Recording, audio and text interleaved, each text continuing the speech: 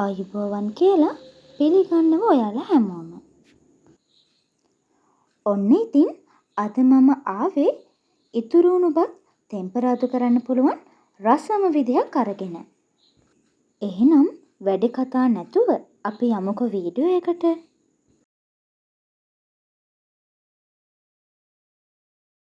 මුලින්ම අපි භාජනයක් මදගින්දරේ රත් වෙන්න තියලා ටිකක් රත් වුණාට පස්සේ බටර් ටිකක් එකතු කරගන්න ඕනේ.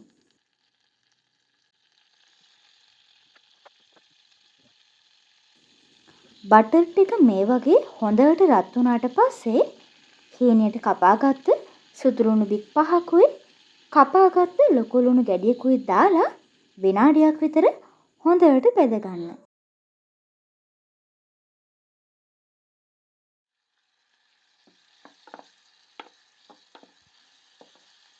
විනාඩියකට පස්සේ මේකට හීනියට කපාගත්ත පොඩි වම්බුටු ගෙඩියකින් භාගිකුයි හීනියට කපාගත්ත කැරට් ටිකකුයි හීනියට කපාගත්ත කෝව ටිකකුයි හීනියට කපාගත්ත ලීක්ස් ටිකකුයි කපාගත්ත අමු මිරිස් කරලකුයි එකතු කරගෙන මේ ඔක්කොම ටිකක් විතර මිශ්‍ර කරගෙන පියනකින් වහලා විනාඩි 2ක් විතර තියාගන්න.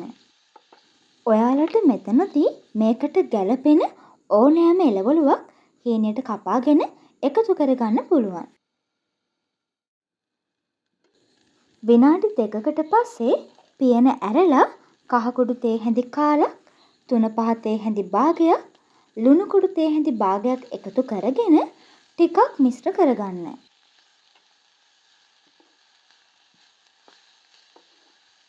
ඒ ටිකත් මිශ්‍ර වුණාට පස්සේ සෝයා සෝස් ටිකකුත් එකතු කරගෙන ආයෙත් පාරක් මිශ්‍ර කරලා මීකිරි ටිකකුත් එකතු කරගෙන ආයෙමත් මේ ටික ඔක්කොම හොඳට මිශ්‍ර කරගන්න.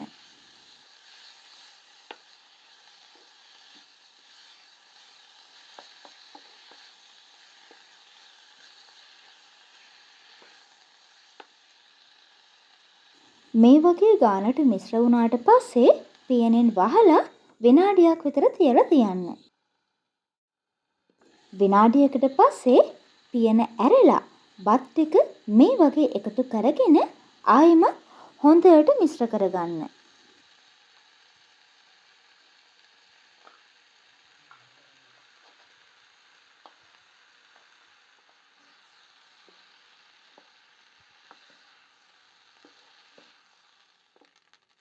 මේ ගානට මිශ්‍ර වුණාට පස්සේ විනාඩියක් විතර තියලා රස බලන්න තමයි තියෙන්නේ. ඔයාලා ඉතුරුණු බත් මෙහෙම හදලා රස බලලා අපිටත් කියන්නකෝ. එහෙනම් ආයෙත් මේ වගේ රසම රස වට්ටෝරුවක් අරන් එනකන් මම ගිහින් එන්නම්. ඔයාලා හැමෝම පරිස්සමින් ඉන්න.